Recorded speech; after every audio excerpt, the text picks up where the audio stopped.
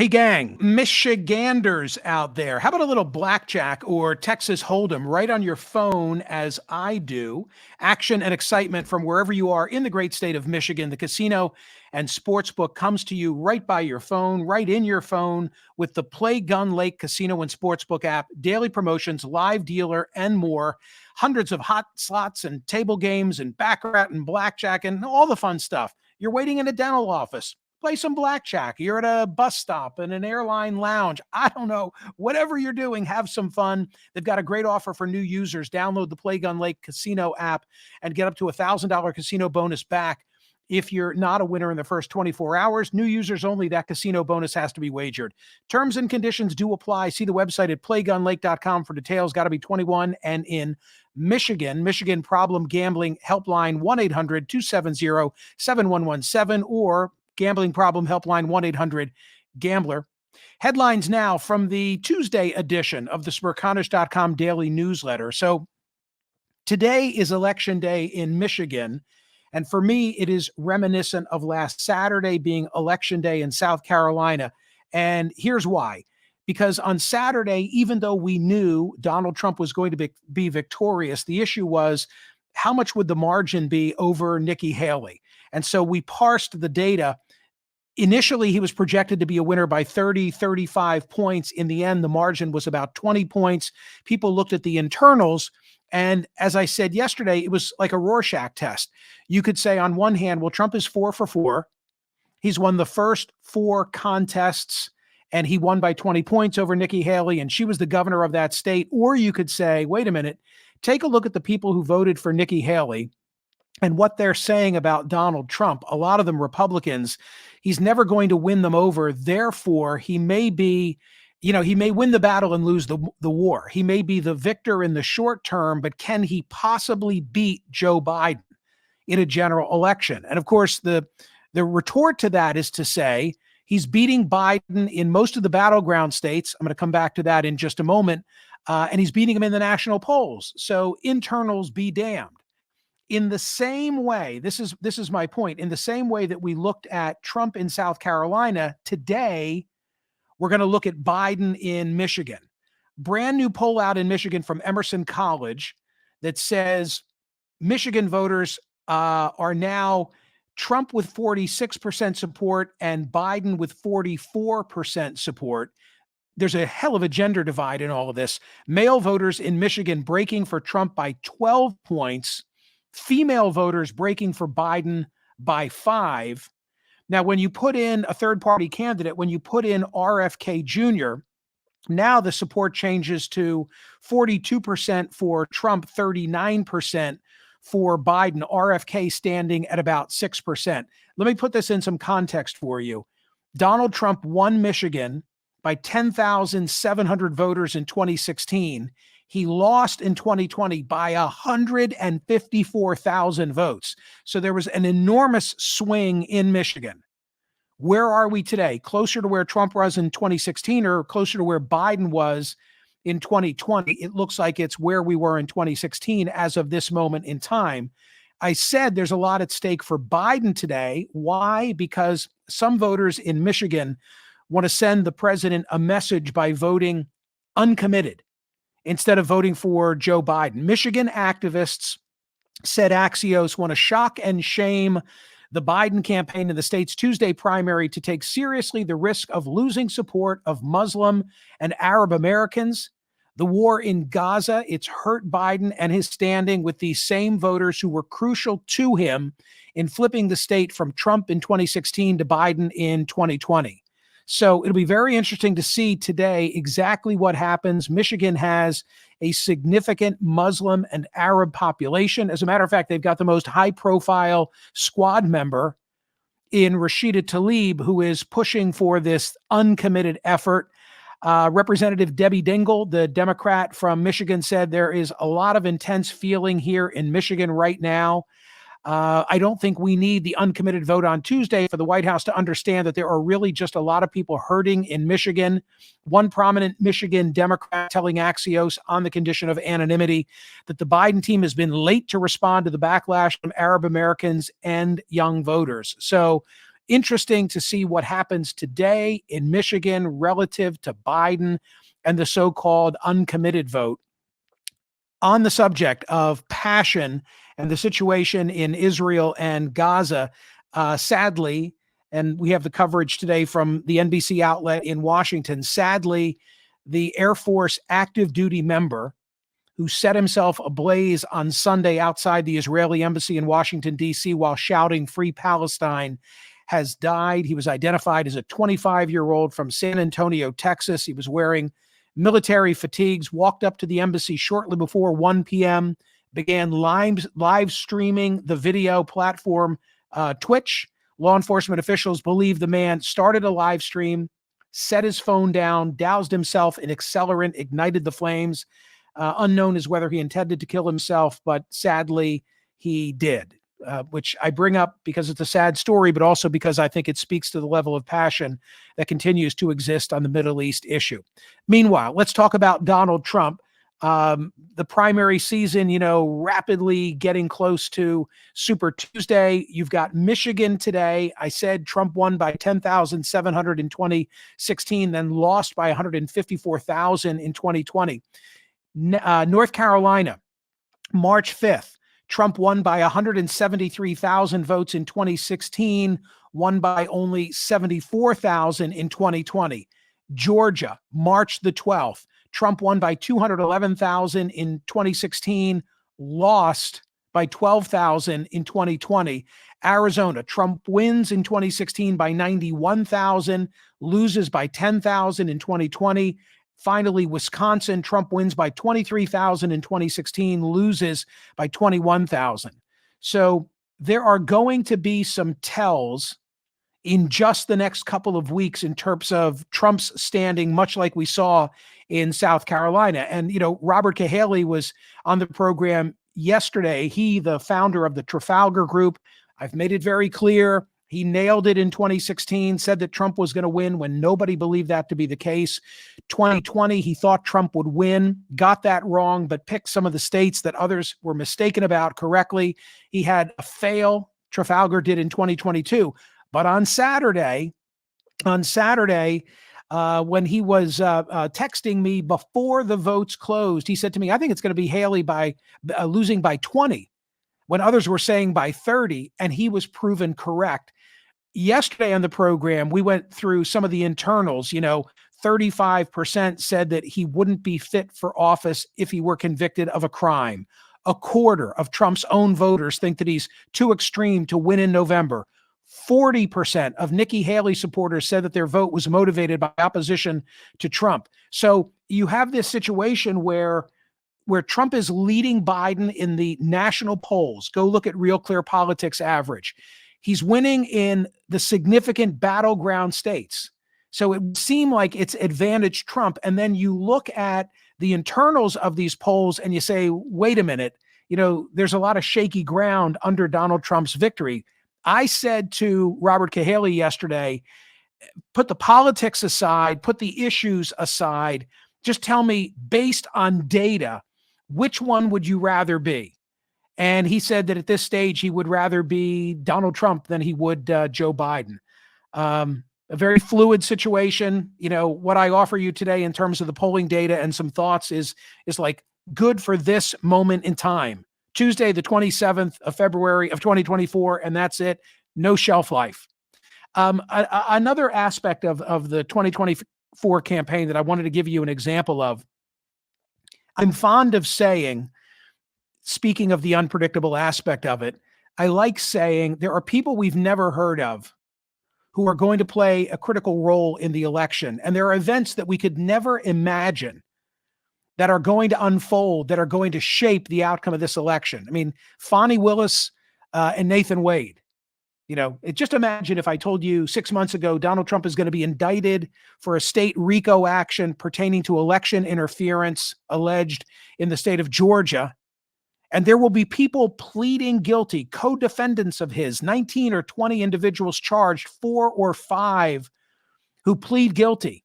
It looks like it's a real case and it's headed toward trial. And then come revelations from a Trump co-defendant that the district attorney has a relationship with the person that she hired. There are ethical issues now being raised about it. And perhaps, the prosecution is jeopardized as a result. It's like, how could you ever anticipate this? If you were a novelist, people would say it's all too far-fetched. So in that vein of, just the unpredictability of it, we have a story today from Semaphore posted at Smerconish.com. Who is Jessica Reed Krause?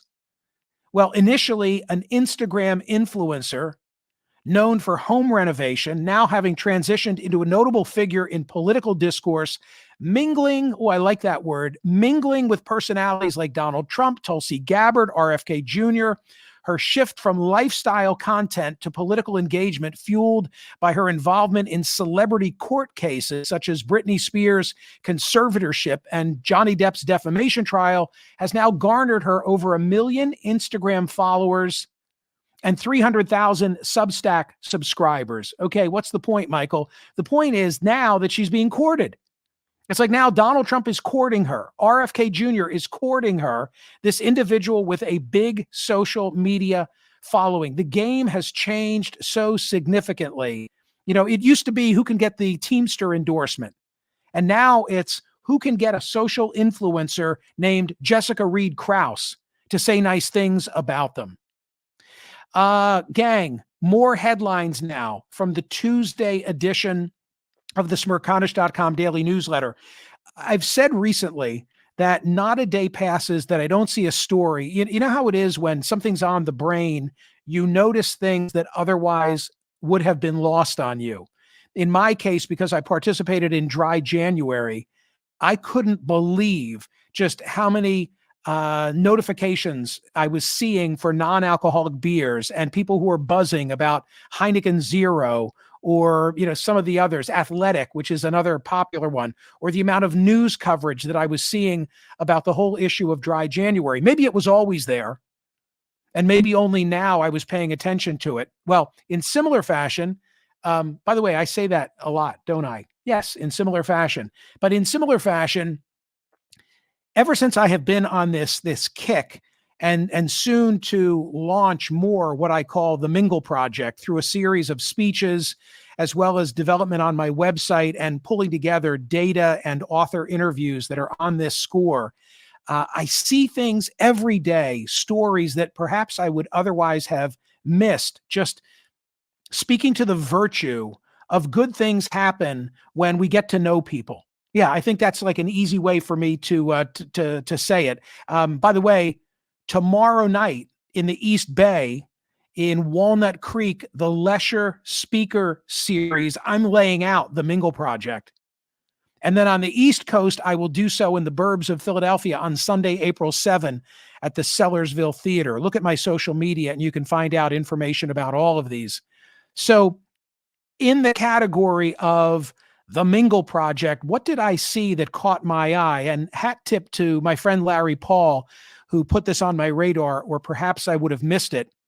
But of all things, it's Stephen Colbert praising Toby Keith.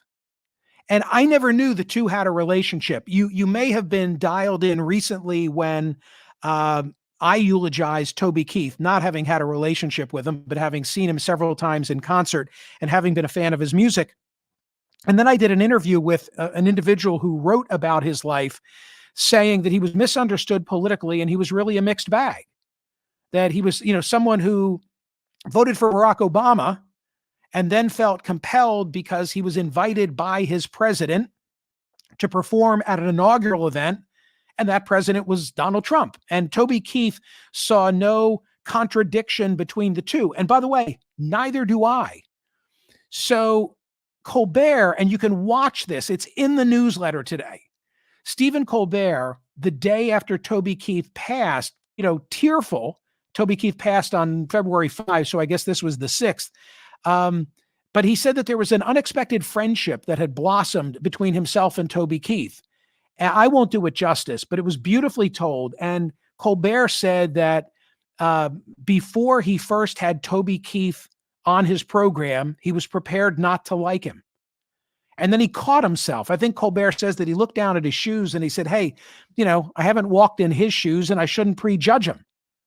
And they ended up getting along famously, so much so that they spent time together. Apparently, I have to go looking for this. You know, I love the song and we played it here often, As Good As I Once Was. Apparently, they did a duet of sorts together. Colbert says in this, Stephen Colbert says in this video, that day, Toby, the day that he was ready not to like him and then had a warmth for him, that day, Toby taught me not to prejudge a guest. And for that lesson and for a lot of other things, I'm always going to be grateful. Colbert reflected on the importance of understanding and empathy, inviting everyone to share in the sorrow of Toby Keith's passing. It's really great. Mingle. We've got to mingle. Colbert mingled with Toby Keith. Who knew? This is from the Wall Street Journal. This is really funny to me. Apparently, there's controversy as to whether you can schedule an 8 a.m. meeting. Look, I get it. Like, some of us are night people. Some of us are morning people. I have always been a morning person, even before I did morning drive. For 9 years, I did morning drive in Philadelphia. My wake-up time, TC's wake-up time, was 3 a.m. 3 a.m. And I remember there was a DJ in Philadelphia named Don Cannon, and he said to me wisely, in a sage-like manner, we had a men's room conversation. I'm at the sink washing my hands. And I remember I was moving from afternoon drive to morning drive, and Don said to me, "So you're moving to morning?" And Don was a morning man. And I said, "Yeah." And he said, "Well, let me tell you something. Everybody has a gimmick for how you can beat the clock. None of them work." And he was absolutely right. 3 a.m. was insanity. But it's kind of ingrained in me not to get up at 3, but I don't need to set an alarm, frankly. And even on a weekend, if I want to sleep late, like, my wake up is at about 4:30 every day. I do that because it keeps me on schedule. Well, I do it because I'm a nut, but I do it because it keeps me on schedule for the pre-show prep that I want to do and the writing that I want to do and so forth. On a weekend, I don't set an alarm. I don't sleep past 6 a.m.